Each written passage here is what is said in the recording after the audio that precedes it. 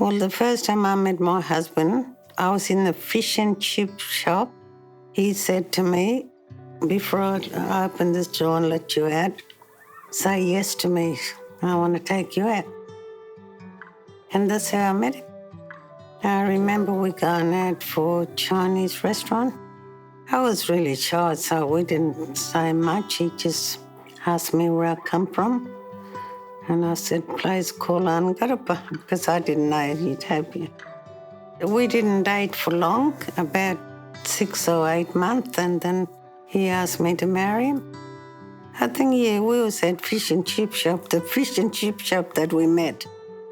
We got married in Catholic church in Darwin, and his father was the one that gave me away because I had no one else. We lived in this army big sheds in Darwin, so we had the party there. We didn't go on a honeymoon because he had to go back to work, and we lived under a tree.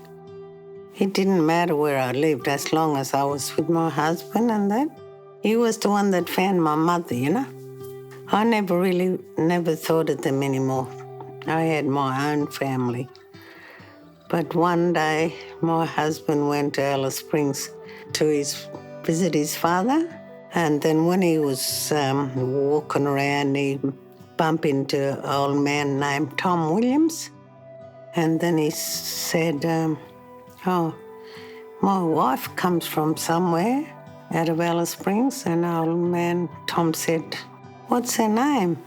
And he said, her name was Barbara Weir. I know Barbara Weir, that girl that was taken away from the welfare. Her mother, Minnie, is still alive at Utopia. Barbara was one of the few members of the stolen generation fortunate enough to be reunited with her family. In 1968, I came back and found my mother. And when I first come back, I was rejected by her. She just turned away. She wouldn't look at me or anything. And then Auntie Emily came running to where I was, and she gave me the biggest hug. If it wasn't for her, I probably would never went back there.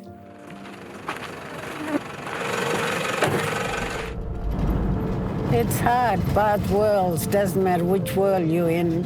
You go to the other world, your father's side, and he's not accepted by there, and then you come back and not being accepted by your mother's side, the black side. Slowly, I went and made friends with my sisters and became very close to them. And slowly, I learned my language by listening. They accepted that I was their big sister, even though I was different colour, but they were good. In the end, my mother and I ended up, loving one another.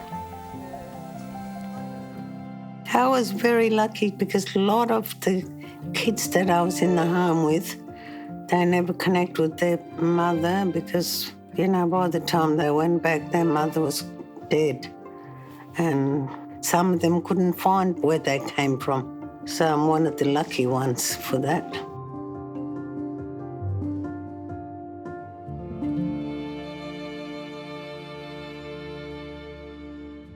One of the interesting things we learnt about Barbara during the time we spent with her is that she played a pivotal role in Australia's first land rights grant.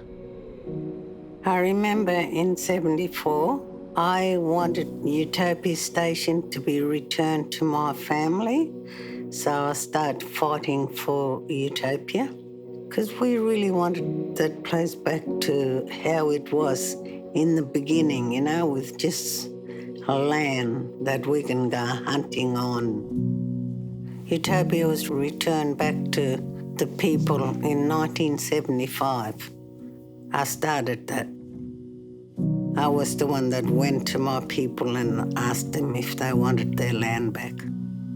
When Utopia was already bought, we went to Canberra for the land right.